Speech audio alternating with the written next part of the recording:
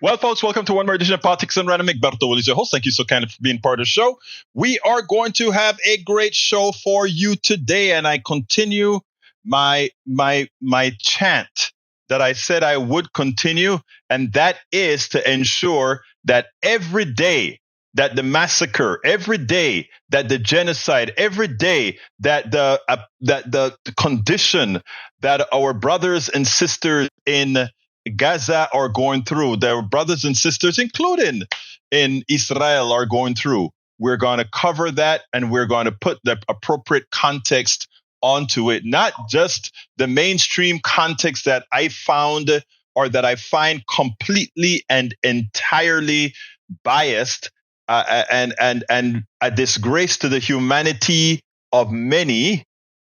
I find it appalling that we are so inhumane to some as they suffer, and suffer. Welcome aboard, Eric Hayes from Kingwood, Texas. Welcome aboard, Melanie Keelan from Barcelona, Spain. Welcome aboard, J. Ray 713 from Third Ward, Houston. Welcome aboard, Paravet, E2247. I always forget where you're from, E2247.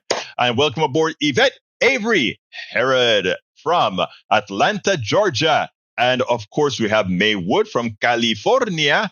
And we have Lee Grant from Montgomery County. And we have para ver, El Señor Rotnen, AVQ from Brooklyn, New York. We are represented all over the country in our chat. And of course, we have thousands of people that will listen to our podcast, our vlogcast, and our blogs and everything else on this particular show. So folks, we are here. We are here to listen. It's great hearing from all you great people. Anyway, let's see what we got here. Nobody had any long commentaries today, but let's see what we got here. Eric says, why would we just limit government to the increase of people's wages instead of overspending in a deficit? You don't have to cut spending. We should have a surplus by now. First of all, a surplus in government makes no sense, but that we'll have to go into some other day. Eric Hayes says, your buddy Daniel should focus some energy on all government, including his county buddies, Ellis and Hidalgo. I love Ellis. I love Hidalgo. I don't have a problem with Ellis and Hidalgo. I don't allow myself to be indoctrinated by by what some would have to say. All right. And now Eric also says, here's a reality of Bidenomics, 401k. Hardship withdrawal rate is way up due to economic issues. I know the fact I've had to do it. Yes, the hardship withdrawal. Let me tell you what I always tell people. You know, the spending capacity. One spending capacity is their income plus their savings plus their credit. And when you've maxed out the amount of income you have, meaning your budget takes all your income, and you have dipped into your savings and you exhausted that, and you have started to use your credit and you've reached your limit, at that point, the economy freezes. Unfortunately, my dear Eric, if you listen to the talks of Dr. Richard Wolff, you would understand that that is the modus operandi of capitalism. In fact, you can talk about, let's go ahead and teach people how to manage their own personal economies. And that's true. I'm all for that. But some people can do that. There are some people that will forever be living, not paycheck to paycheck, but paycheck to paycheck, food bank to food bank. But because, my brother, you are unaware of those sorts of conditions for many of our brothers and sisters in Appalachia, for many of our brothers and sisters in the ghettos and the barrios. You can't fathom that there may be people out there that have almost no wiggle room for their own personal economy. It requires a certain degree of empathy to understand that what many people say on the radio about control your spending and all of that sort of stuff may be true for some. and not true for all. So I understand. Well, I'll move on to the subject that we want to get to.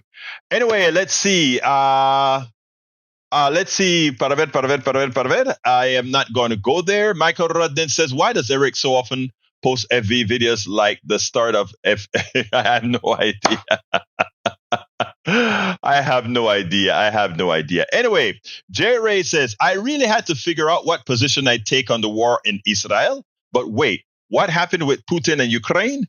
I lost track of that war. Scratches the head. Well, we're paying for them all, so we better not just scratch our head, my brother J. Ray. But let's go ahead and start, as we should, with Israel, with Hamas, with Palestine, with Gaza. So let's go ahead and do that right now and go with that interview that really upset me. So let's go ahead and get busy, mis hermanos y mis hermanas. The organically biased reporting on the Israeli-Hamas-Palestinian issue in Gaza continues. It simply boggles the mind when we see the tragedy in Gaza, the infrastructure blown to smithereens, body parts and people blown up to the order of over 11,000 people, more than 4,500 children, and what many American experts say is way above that number if we really got an accurate count. And the manner in which these guys just speak about these issues antiseptically. This is occurring because several hundred Israelis were murdered. Again, that's a serious issue. But it's amazing that a few hundred Israelis, dead Israelis, horrendous is bad. But somehow the continuity of hundreds dying every day in Gaza, it's kind of placé. We'd like to stop it. We'll see how we can go ahead and stop it. We'll see if we can kind of reduce the amount of you being killed as we do what we want to do. And I want you to listen to General McCaffrey. I want you to also listen to Blinken and how McCaffrey characterized what Blinken is doing. He's not trying to save lives. Blinken is trying to just give the impression of holding Israel in check, just so that the rest of the world doesn't go crazy and come on in and in the side of humanity. Listen to this and then we'll take it on the other side. This gigantic tragedy engulfing the region, all triggered deliberately by Hamas with that 7 October brutal murder of hundreds of Israeli civilians, and complicated by now some 240 hostages who are in perilous situation. But at least more Palestinian civilians now appear to be moving out of the combat zone, 80,000 yesterday, some humanitarian supplies getting in. So the great tragedy is at a turning point. The IDF is trying to destroy Hamas. Secretary of State Blinken has been denouncing the war's toll on civilians in Gaza, and he was in India today. I want to play for you, General, what he said. Much more needs to be done to protect civilians and to make sure that the humanitarian assistance reaches them. Far too many Palestinians have been killed. Far too many have suffered these past weeks. More than 11,000 people have been killed in Gaza, according to Palestinian authorities, and that includes 4,500 children. And then earlier this week, General, a senior Biden administration official told Congress that actually the civilian death toll could be even higher than previously cited. So when Secretary Blinken says much more needs to be done to protect civilians, what can be done? Well, I think a lot is being done. And the primary things they've got to get, they had, 1 million people essentially in this built up city of Gaza. And most of them are now out. There's still probably a couple 100,000 in there. That's the zone of intense danger. And then in addition, what has to be done is Egypt has to fully cooperate, the Arab world, in funneling humanitarian supplies into this so-called safe zone along the waterfront and the Rafah border crossing. And I think finally, IDF is going to try and wrap up their operations as rapid as they can, but time is their enemy. So Secretary Blinken, very skillful, devoted diplomat, thank God for his leadership, is trying to calm the waters in the international community, is trying to prevent the war from widening, particularly with Hezbollah entering the fight successfully so far. And finally, I think he's got to pay attention to domestic politics. President Biden's worried about re-election, and this could be a factor. As you watch all of the protests that have been going on, General, and they've gotten big in some places, there's a huge one that's planned tomorrow in London. There have been some questions about them all around the world, but also domestically here at home. Will, the longer this war goes on, the political pressure, not just here, but elsewhere, only increase? Yeah, it looks like it. Something mystifies me. At the end of the day, there's history. There's 75 years of history. There's 1948. There's the great exodus of the Palestinians into a part of Gaza, which was owned by Egypt. All that's there. The Israelis aren't going anywhere. They're a sovereign nation. And unfortunately, where we're stuck is Hamas says, on the head of Hamas on television in Lebanon a couple of days ago, we intend to destroy Israel. The river to the sea. We're going to come back and eradicate you people.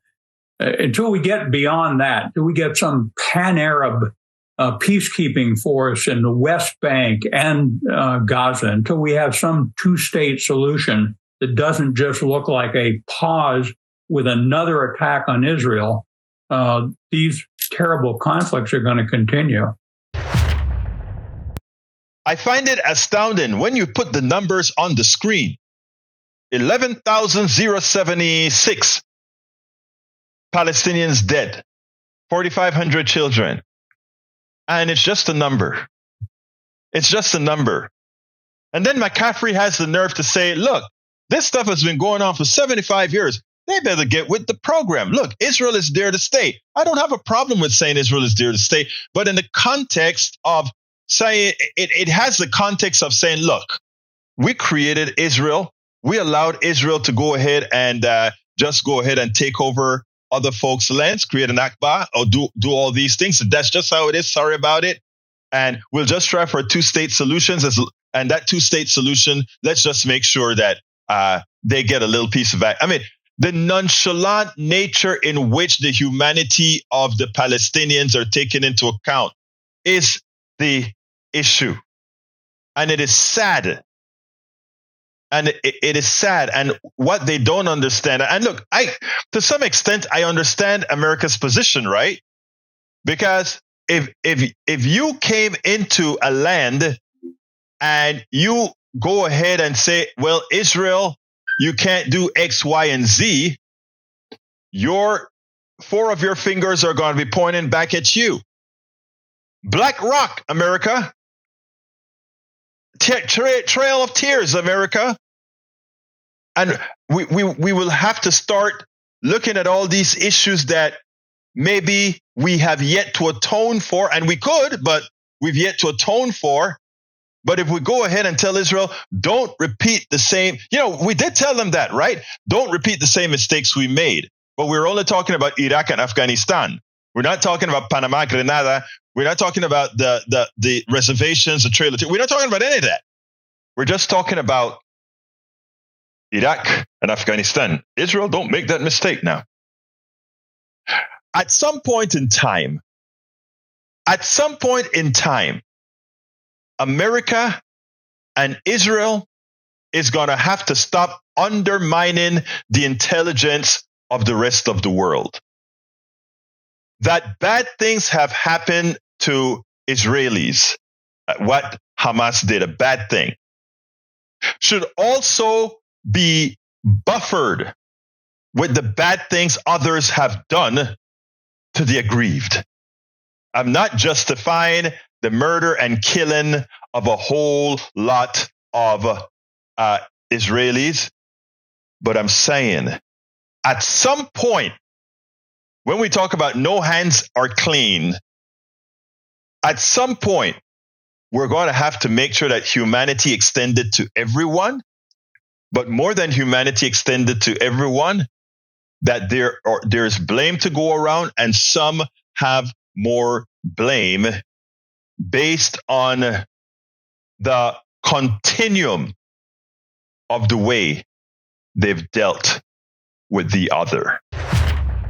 And that is what's important, right? I can't tell how sickening it was, how they sit down and debate. You know, we're up to 11,000 Palestinians dead, right? And they sit down and debate about what we need to do. And Blinken goes out to India and he says, oh, Israel has to do better and stop killing as many people.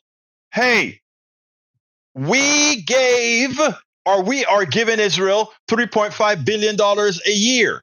We have a bill giving Israel $14 billion to replenish itself, to give them the bombs that they're using to bomb the Palestinians. We are replenishing their bombs. And we have the nerve to say, let's try to ask them to stop the killing?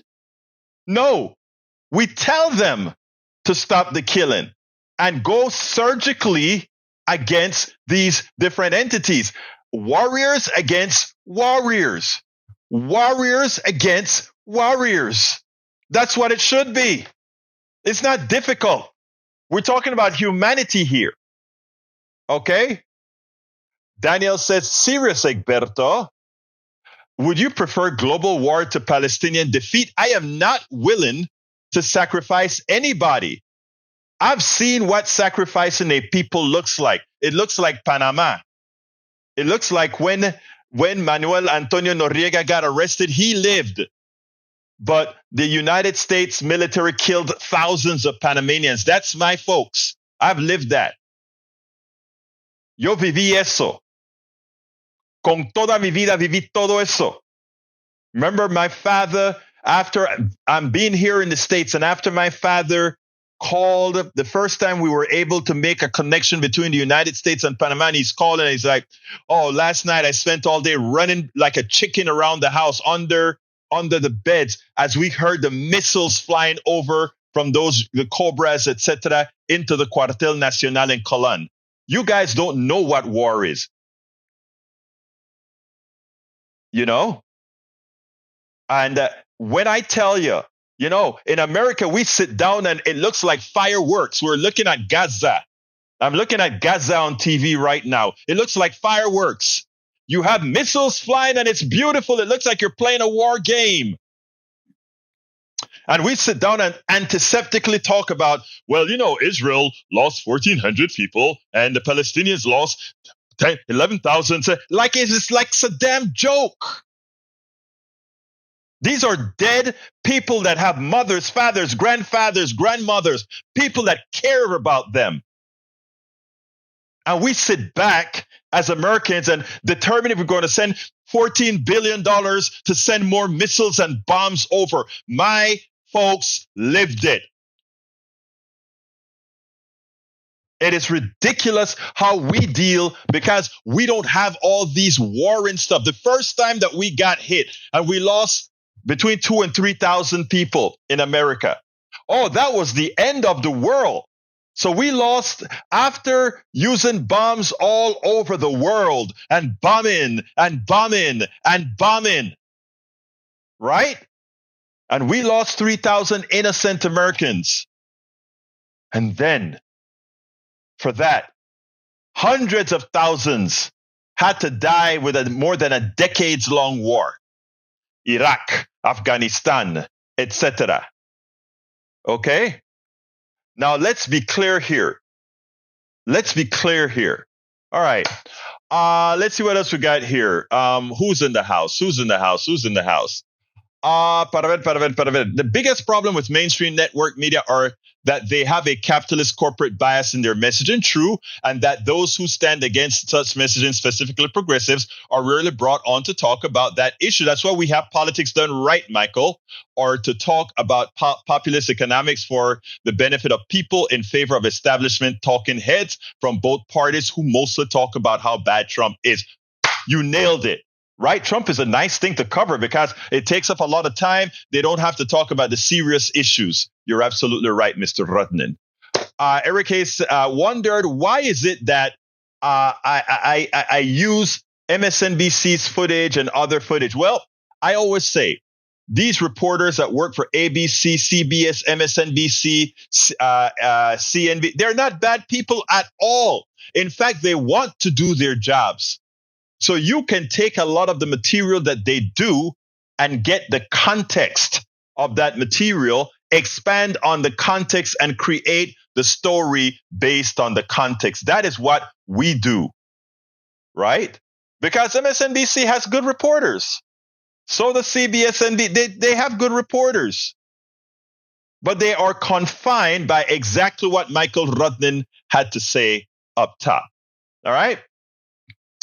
All right, what else we got here? Hey, Melissa Bowie is in the house. How you doing, Melissa? And who else just joined us? I think, Daniel Lado joined us as well. Welcome, Daniel. Alistair Water. Que paso, Alistair? Great commentary that you made this morning on KPFT, my dear. Who else we got? Paul Fleming from Atlanta is in the house. And here is Alistair. Talk to me, Alistair. What's up? Hey, okay. We can have it both ways with not having innocent civilians being murdered, whether they're Palestinian or Israeli or Jewish. Exactly. I don't understand the one or the other choice that who was it, Lee, that put up there? We can have it all around where people are not being murdered. Alistair, you're absolutely... If we put our money where our mouth is and stop giving... Whoop, hold on a second, Alistair. I'm learning this. We have two calls at the same time, and I think I brought in Jay Ray. So, Ray, let me get back to Alistair. I have to figure out how to do it. I'm so glad this happened for the first time. So let me go ahead and try to figure out how to handle two calls at the same time. This is the first that we're doing this. I think I do a park. And Alistair, are you back? Or who's on still? Let's see. Who's on still? I'm learning this new setup that we have here, people. So bear with me a minute. I think all right, there we go. Okay, Alistair, did I lose you or what happened? Yeah, it went straight back to the hold music. And I'm like, dude, you dropped me. No, I didn't drop you. What happened is another call came in. I wanted to put that one on hold. I haven't figured it yet. I think Jay Ray called. So Jay, call after Alistair is done. Then I'll have to figure out how to do all of this. Anyway, we will continue, work Alistair. through these hiccups, won't we? I want to assure y'all that I'm hands-free and not watching, just listening, but we can have it all with the... Yes. We have to put our money where our mouth is and stop giving anyone that is using weapons by our funding to stop murdering civilians. We have to stop giving them money if they're murdering civilians. I if you want agree. All of it. War agree. Sucks. I agree. War sucks. And it's not the higher ups that pay for it. It's everybody that is a common Joe in that society that pays for it. Ma'am, you nailed it. If we don't want people murdered, then we need to stop giving money and blank checks and all of that. Thank you, my dear friend, Alistair Water. Thank you very much. You're absolutely right, my dear. Absolutely. You take care, my friend. Go ahead, call in, Jay Ray. We'll talk to y'all later. Right. All right, folks. That was great. Jay Ray, you can give us a call and give us your commentary, Jay Ray. Actually, that is Ray from Third Ward. Come on in, Ray, and we'll go ahead and put you on next. And I got to figure out how you handle several calls coming in and putting them on hold. I don't have somebody to back me up like I do at the KPFT studio when we do the morning shows. So there we go. All right, Jay, come on in, Senor Ray. Yeah, brother. I just wanted to respond to your impassioned speech. I understand that having been an immigrant of Panama and going through that, it definitely hits close to home. And as an American, I always try to, empathize as best I can because, as an American, I understand something that maybe a lot of us don't understand as Americans. We're not untouchable, Right. And that's the thing about being an American, we've been spoiled, and the reason why I feel, and this is inspired by, taking liberties with the many history documentaries on YouTube. I highly recommend it. But, in a lot of these wars, like Alistair said, it's the common people that are paying for it. And on top of that, the human casualties don't even amount to what the war is about. I mean, you look at like the World War, for instance, there was a battle between Hitler and Stalin for who was going to dominate, that part of the world.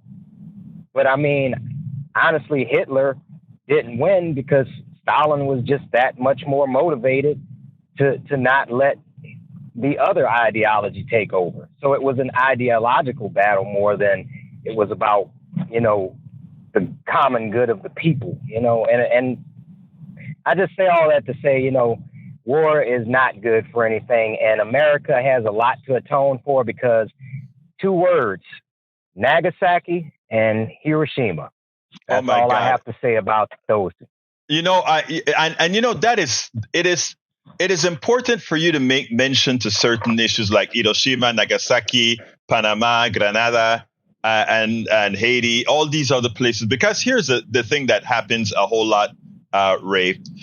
We have a tendency when we see massacres all over the rest of the world, or even as we have some Americans complaining about what Israel is doing inside of Gaza, we don't realize too often what we do. And it was interesting because when you say Hiroshima, Nagasaki, people we always give a narrative to the reason why our killing was good, right? We saved a lot of American lives by dropping the bomb on innocent people in Nagasaki, by dropping the bomb on innocent people in Hiroshima. If we hadn't dropped the bomb, a lot of American soldiers would have died going to invade Japan. That's the narrative we give, right? So we traded soldiers. Right. We traded soldiers for civilians. So we traded the lives of soldiers to kill civilians. I mean, so it's something that every country seem to do. And it's something that no country should do if we're to find a way to not go to war. Go ahead, Ray, you wanted to say something. Yeah, I was just basically saying, like, it's comparative to how we treat the whole issue of war. It's like, how do you say we can't tell other countries not to bomb people? I mean, it's hard for America to stand high on the moral ground when it comes to war because we have so much blood on our hands as a nation. Right. We have so much blood, and it's like, if we were to even be, have the audacity to say, you need to stop killing those people, and I'd be like, excuse me, America? Are you really wanting to talk? Exactly. Can we pull up the receipts? Yeah, and that is one of the reasons. I'm sorry. And I know I don't want to make light, but I do remember a specific comment or a joke that Dave Chappelle said as pertains to war, and he mentioned when he was having a skit about Black Nostradamus, he said, "How do you know that George W. Bush knows that Saddam Hussein had weapons of mass destruction. And the punchline to that joke was because he has the receipt. And basically, what America, we can't talk. When you say, how are you killing all these people? Because we sold you the weapons. We have the receipt. That's why I want to tie that joke in. But you know what? It's a joke, but unfortunately, it's true because it's even, look, we bring that out, Ray, as a form of for war, right? But we can also use it for guns in America, right? In other words, we create all kinds of stories and we make all kinds of use of the Second Amendment so that we can enrich the companies who make guns, right? And so we have so cheapened life, is what I'm saying, Ray.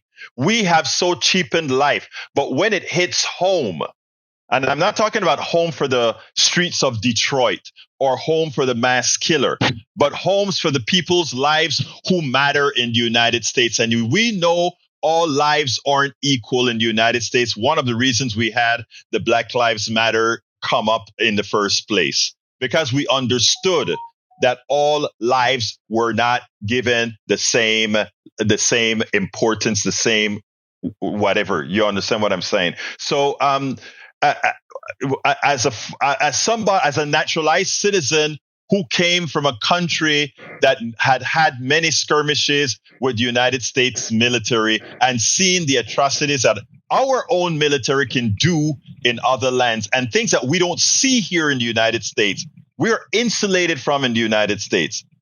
I have a perspective. Many of us have from these other lands have perspectives that I think would do a lot if we went ahead and take into account. Anything else, Ray, that you want to add? I just want to say thank you for being a proud American, a true American, is what I call you, Egberto, because you actually believe in what this country is supposed to be about. And that's the reason we are here. If we could only get our born citizens here who were on this soil to believe and understand what you believe, we might make it to the promised land. And that's all I'm going to say it on that. I'll be listening. Thank you for the call, my brother. Thank you for the call. Anyway, that was, like I said, every day until this goes down, I said I was going to touch on the Israeli issue, the Israeli-Palestinian issue, ensuring that people keep it in the forefront of their brains. There are a lot of innocent people dying. Eric says, Egberto, how is America insulated? You don't even know who is coming here nowadays or what they're doing. My dear brother Eric Hayes, if you don't understand that Americans are insulated from much of the atrocities, not only that we have perpetrated on others, but that we have actually gotten. Okay. So anyway, Melissa, I show that that thing was placed in your mailbox, Melissa Bowie. The stuff was placed in your mailbox, so it actually got into you yesterday. So I just wanted to make sure that you went to your mailbox and got it. I wanted to make sure you got it. Anyhow, let's see what else we got here. I got another piece to play for you. And the piece is an interview that I did with the chair of what was it called? It was a chair of the executive director of the Working Families Party, the executive director of the Working, Maurice Mitchell. Yesterday I played the video with Manchin leaving. He's not going to run for the Senate. Well, hell, if he had run, he would have lost anyway. So Manchin left. And, it's a big hoopla, ta-ta-ta. And all these kudos he's getting about moving to the center and getting people to move to the center, and it's going to be a good thing. And yes, he should go around the country and talk about the center, the center, the center. I've always spoken about there being no center. There's a mythical center. The center that folks talk about is nothing more than what we call neoliberalism, right? And whenever people run away from neoliberalism on the right or the left, neoliberalism panic because the centrist Republicans and the centrist Democrats that work together to maintain the status quo of neoliberalism, they panic because people are becoming smarter.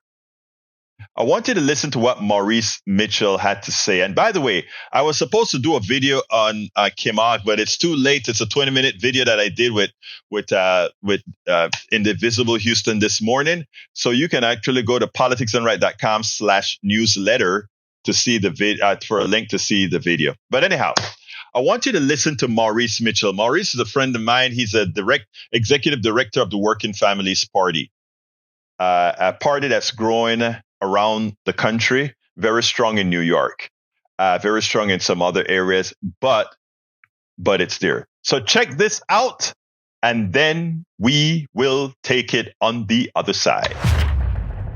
These narratives carry with them all types of political interests. Talking about electability, in that one word is sort of sandwiched in that word are all of these biases, right? And all of these political interests, right?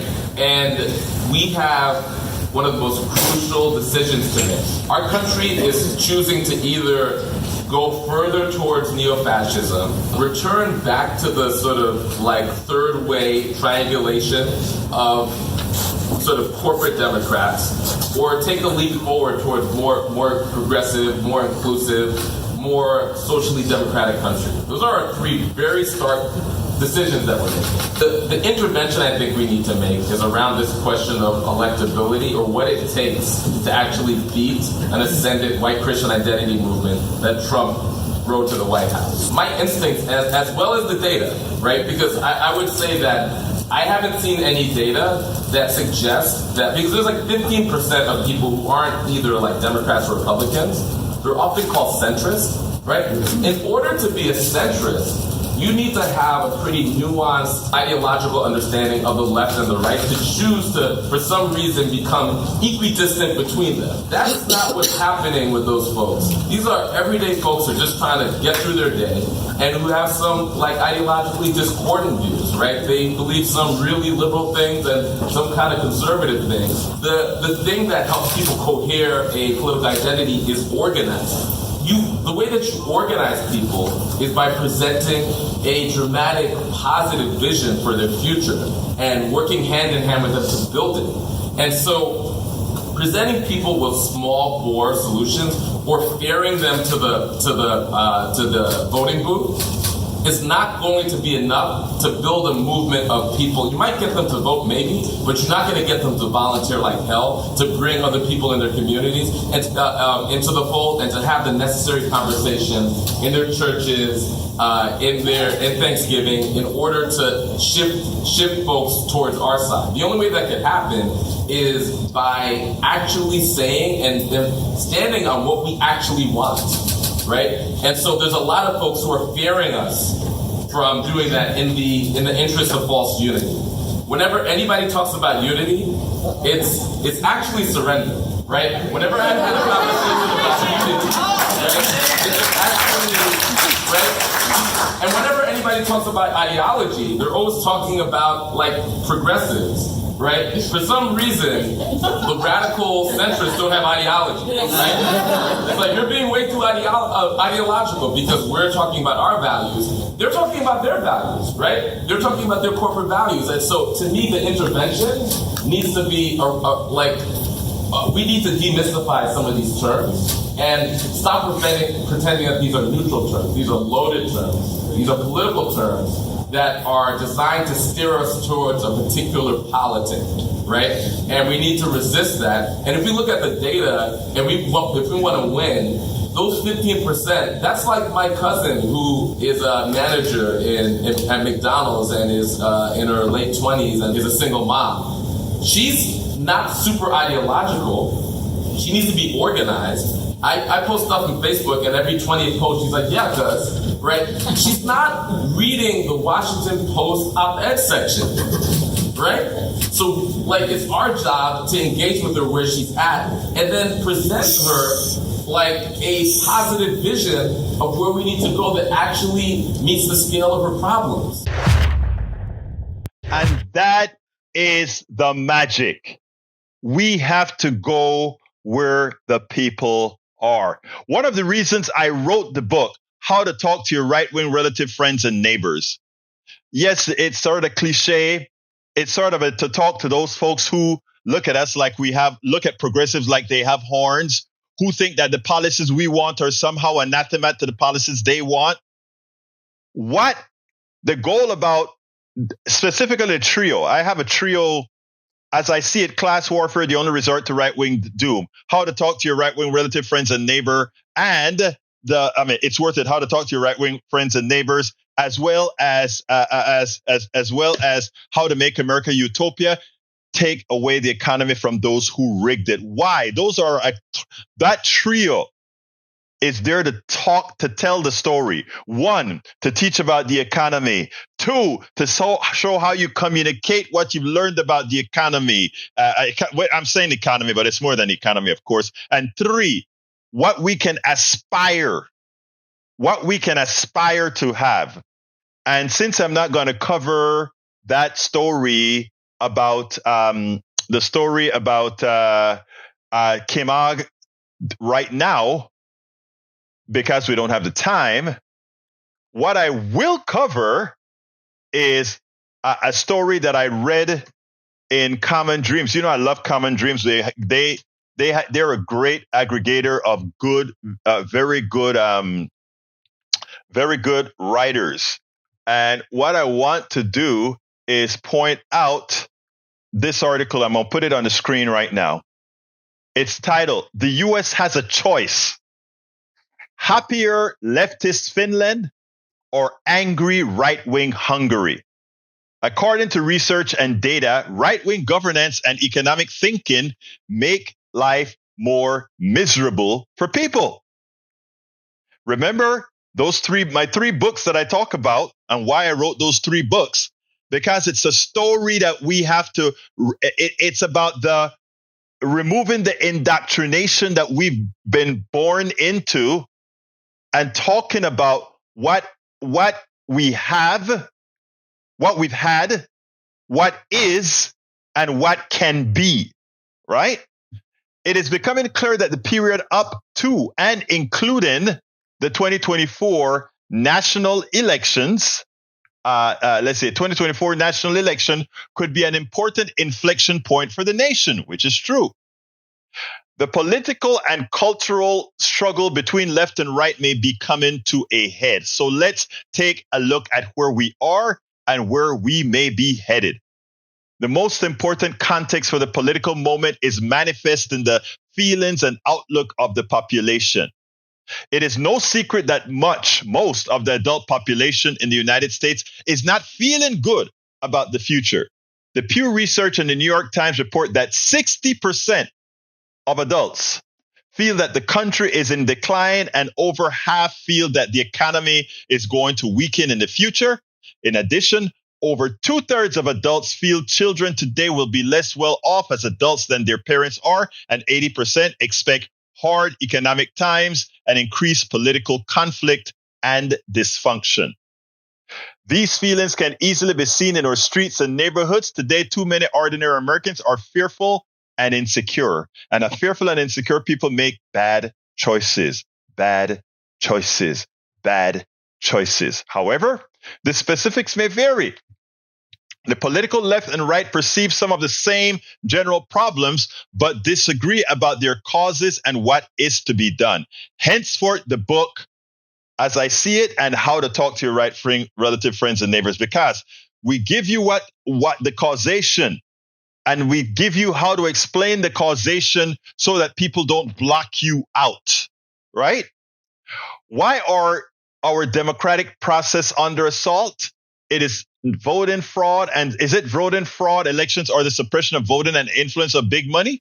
What causes the wide and rising social economic inequality in our country? As we dominated and are we dominated and oppressed by a highly educated professional elite, or is it the problem of the wealth and power of the corporations and the economic upper class? What is the nature of racial injustice and conflict? Is that the nation is being taken over by immigrants and people of color, or is it the product of continuing racism and white supremacy? How should we respond to a fallen quality of life? Should we give those who are struggling more opportunities, or is it enough to allow those who can afford to pay to move behind the velvet curtain and secure a good life for themselves? These are imperative questions that we imperatively answer. How should we handle the fluidity of gender and sexuality? Do we celebrate our diversity, or do we forcibly enforce traditional roles and rules? How do we organize and use the new technologies of mass communication? Do we regulate AI, the media, the internet, or do we allow the marketplace to define truth and falsehood? What is happening with the climate and the environment? Are we experiencing a serious crisis defined by global warming and widespread environmental destruction, or are we experiencing a command and natural cycling of environmental conditions? True, very good questions. More broadly, those on the right believe that the cause of our problems is too much government and things will get better when government gets smaller. They seem to think that the problems of ordinary Americans would be resolved if we let the economic marketplace operate without government rules and regulations. They seem to believe that the two most important causes of this current crisis are the power and influence held by a relatively small group of highly educated liberal professionals who control the media and dominate an already too big government, and the growing influence of wokeness as promoted by groups such as liberals, socialists, feminists, gender fluid, and diverse individual immigrants and people of color. The political right argues that we need a stronger leader able to overcome the forces of the left, shrink government, and release the market to heal our society. If we allowed individuals to use the resources freely in the political arena, and to pursue their economic self-interest unhindered by government regulation, life in the USA would get better. Private schools and private healthcare, lower taxes, especially for those wealthy job creators, and media and cultural institutions, family, church, and school that have returned us to our traditional values, whatever that may be. This is what would create a better future for the United States and allow us to reclaim our place in its exceptional nature in the globe. Unfortunately, that is, in fact, what we are living. The left, on the other hand, proposes a more socially democratic nation that takes lessons from the best in the world, practices of Scandinavia and the so-called Nordic model. The left values equality and equity, inclusion and diversity, natural sustainability, and revitalized democracy. More practically, those values amount to a fairly well-known group of proposals reducing the power of wealth and money in our politics, promoting democracy by increasing people's access to voting, and ending the electoral college system and letting government regulate the media in a manner that promotes and rewards factual communication. Right? Factual communication. So those of us that are here understand what these progressive values mean, right? We care about the environment. We care about life chances. We care about education. We care about all these things that make us who we are or who we should be. The left argues that these efforts could be funded by a reduction in war spending and a truly progressive tax system where all pay their fair share. Agreed. This choice can be expressed as a choice of what national model to emulate: the social democracies of Northern Europe, as praised by Bernie Sanders, or the free market capitalism of Hungary, as lauded by Steve Bannon and others. To make our choice more transparent, here are how these two model nations rank in international comparison. International comparison. I love it. According to the Quality of Life Index, developed by Numbeo, higher is better, the U.S. scores at 178, while Finland is at 188, and Hungary is at 132. On the United Nations Human Development Scale, 0 to 1, higher is better. the US scores a 0.92, Finland 0.94, and Hungary 0.85. The OECD's Better Life Index ranking put the US at 8th in the world, while Finland is 5th, and Hungary is 26th. And the moderate publication US News and World Report ranking the best countries places the United States at 23, Finland at 5, and Hungary at 34. So Hungary or Finland, do we go left or do we go right? I think the answer is clear. We go left. You want a good life, we go left. You want honesty, you go left. You want freedom, you go left. You want equity, you go left. Anyhow, hey, I see Melissa gave a wave there. Hi, Melissa. I trust that you are leaving us a bit early. Well, thank you for having been here. Alistair Waters says, thank God we are struck listening to our extreme brethren on FB. We aren't stuck. Listen to our extreme brethren on ELF. Thank you. Let's see what else we got here in the commentary. We missed our good old Bridge MCP today. We also have Carl Cox says, Japan was brutal to all peoples, mostly civilians, in China and elsewhere. Japanese people were willing to die for the Emperor of Japan when the Allies invaded Japan. Eric A says, joking like you and Ray did. I don't understand that. All right, what else have we got here? Let's see if we got anything else that I need to. Paul Fleming says, when U.S. Secretary of State Antony Blinken lamented the civilian death toll in Gaza on Friday, it marked a subtle but notable shift in U.S. language towards the Israeli government.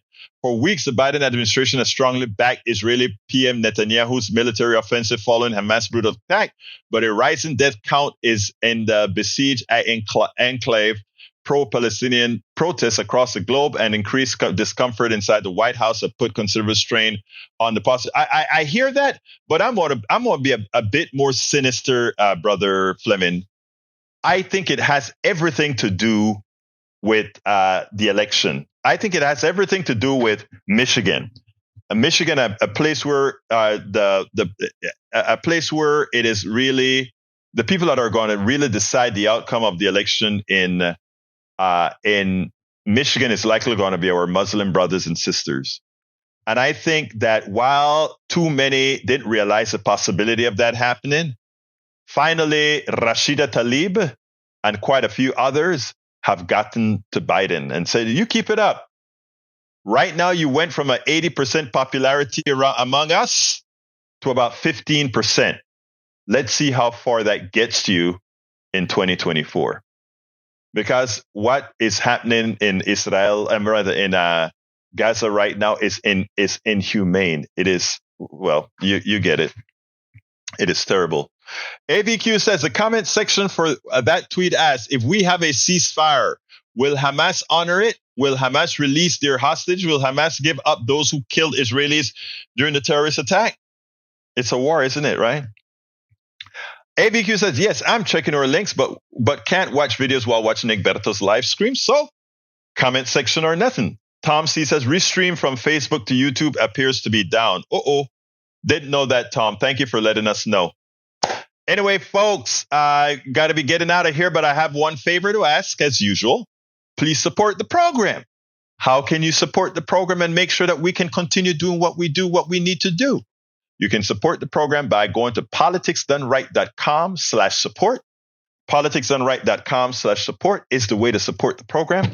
That gives you many different options in which you can support the program. If you're listening to us on YouTube right now, go ahead and click that button that says join, and you can join us and become a part of it. Let's see what else we have here. We can go ahead and subscribe to our newsletter. The newsletter is at politicsdoneright.com/newsletter, politicsdoneright.com/newsletter, politicsdoneright.com/newsletter.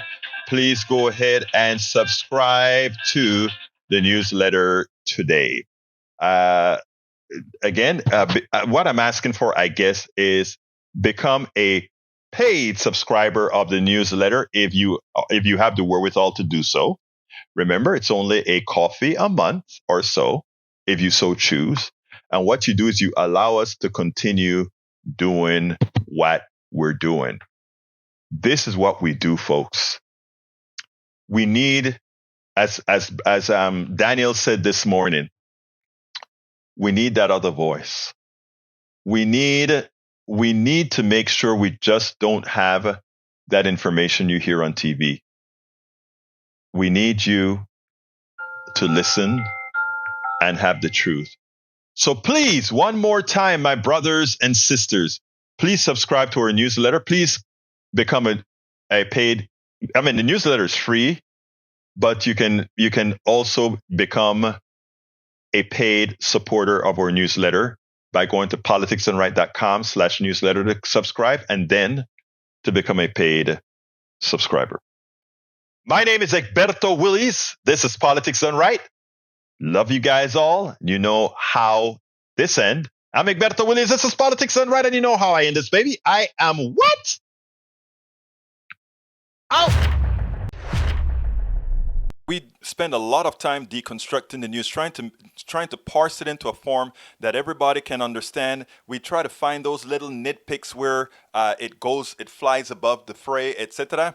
If you really like these videos that we do, I want to ask a big favor. Please go ahead. Number 1, subscribe to our channel. And number 2, please join if you can. Thank you so kindly for watching. Keep watching. Please remember to share. We must populate the entire internet with our progressive message, a message that we know is what most Americans say that they want. So help us, please join.